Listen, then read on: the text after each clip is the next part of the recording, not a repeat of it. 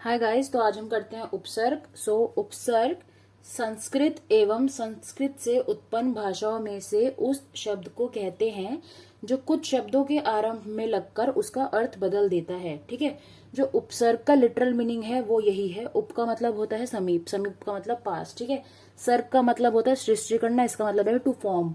ठीक है, इसका मतलब कि अगर कोई एक वर्ड किसी दूसरे वर्ड के पास आके कुछ फॉर्म कर देता है नया, उसको हम उपसर्ग टाइटल दे देते हैं। ठीक है, किसी शब्द के समीप आकर नया शब्द बनाना, उपसर्ग का लिटरल मतलब ही वही है। ठीक है, फिर आती है इसकी डिवीजन। ठीक है, देखो वैसे तो आप इसको छोड़ सकते हो, पर फिर वही है कि थोड़ा सा ये वाला टॉपिक ऐसा है कि अगर आपके पास टाइम है तो आप कर लो, अगर आपके पास टाइम नहीं है तो ऐसा करने की जरूरत नहीं, क्योंकि हमेशा उपसर्ग आपको वही है कि उपसर्ग हमेशा आगे लगता है। ठीक है, प्रत्यय पीछे लगता है। बस आपको थोड़ा सा दिमाग लगाना पड़ेगा कि उपसर्ग तोड़ के कैसे बना रखा है। ठीक है, जैसे कि मान लो प्रकोप है, संस्कृत की जो डिवीजन है, संस्कृत में 22 उपसर्ग है हमारे पास, मैंने नोट यहाँ पे लिखे हुए हैं। सो देखो प्रकोप में क्या है, प्रकोप में प्र जमा कोप है। ठीक है, तो प्र का मतलब क्या होता है, प्र का मतलब होता है आधिक्य, ये इसका मतलब होता है अधिक, मतलब कि बहुत ज्यादा।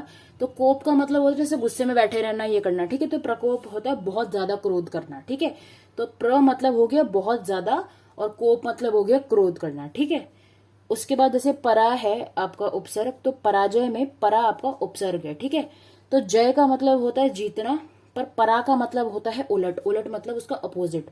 तो पराजय का मतलब क्या हो गया, हारना। ठीक है, अप का मतलब होता है खाली, तो यश का मतलब होता है पैसा, पर अपयश का मतलब हो गया जिसके पास में पैसा नहीं है। ठीक है, ऐसे लग के जो उपसर्ग है वो एक वर्ड का मीनिंग चेंज कर देते हैं। ठीक है, फिर ऐसे ही जो अलग अलग उपसर्ग से बने हुए, सम से संस्कृत बना हुआ है, अनु से अनुकरण, अव से अवगणना, निर से निराशा, निस से निश्चल।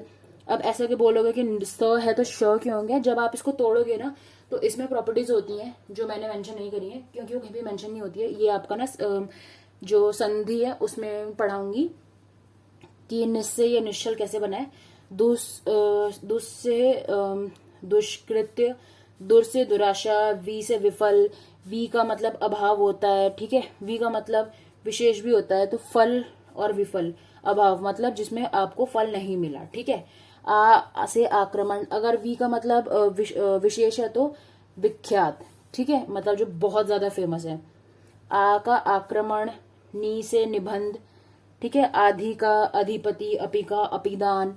तो ये सब आपके हैं जिसमें मतलब जब भी बेसिक बात वही है कि जब भी आपका आगे उपसर्ग लगेगा तो उससे जो आगे की आपका जो वर्ड है पूरा चेंज हो जाएगा। जैसे शिक्षित हमको पता है कि हाँ जो बेसिकली पढ़ा है। ठीक है, पर सु आगे लग जाने का मतलब होता है अधिक, तो इसका मतलब कि जो काफी ज्यादा पढ़ा हुआ है, अच्छा खासा पढ़ा हुआ है, उसको हम सुशिक्षित बोलेंगे। ठीक है, तो ये आपकी फर्स्ट डिवीजन है जिसमें संस्कृत में आपके 22 उपसर्ग हैं और इनका आपको ना संधि विच्छेद करना आना चाहिए, जो मैं पढ़ा दूंगी आपको कि संधि कैसे करते हैं।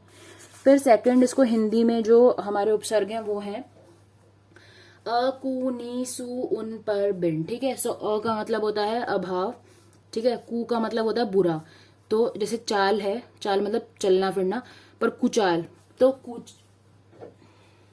कुचाल हम इस सेंस में लेते हैं कि जिसका रहन सहन सही नहीं है, मतलब चाल चलन सही नहीं है। ठीक है, तो नी का मतलब होता है कमी, तो निडर में क्या हो गया, जिसमें डर की कमी है। ठीक है, सु का मतलब अच्छा होता है, सुडौल जिसका अच्छा फिजिक है। उनका मतलब होता है एकदम, एक कम, तो 29, 30 में एक कम 29, 60 में एक कम 59। ठीक है, पर का मतलब होता है दूसरा, तो परलोक दूसरा लोक। बिन का मतलब होता है बिना, तो बिन ब्याह के जो भी होते हैं। ठीक है, फिर थर्ड हमारे उपसर्ग का टाइप होता है जो हमने ले रखे हैं अरबी और फारसी से। ठीक है, जैसे कि कम, खुश, गैर, ना, बद, ला। ठीक है, कम से हो गया आपका जोर, जिसपे जोर कम है, थोड़ा कम जोर है। खुश का मतलब अच्छा होता है, तो खुश नसीब जिसका अच्छा नसीब है। गैर का मतलब निषेध, जो गैर कानूनी है, तो गैर जिम्मेदार। ना का मतलब अभाव, नापसंद। बद का मतलब बुरा, तो बदनाम। ला का मतलब जिसमें नहीं है, तो लापरवाह। ठीक है, जो बेपरवाह है। ठीक है, ये आपके उपसर्ग होते हैं, खत्म। इसके अलावा इसमें और कुछ है नहीं, बस आपको थोड़ा सा देखना होगा कि आपको उपसर्ग ये तभी पता लगेगा जब आपको संधि भी आएगी। तो मैं आपको 1-2 क्लासेस में संधि खत्म करवा दूंगी और फिर आपका हिंदी कंप्लीट हो जाएगा। ठीक है, बाय।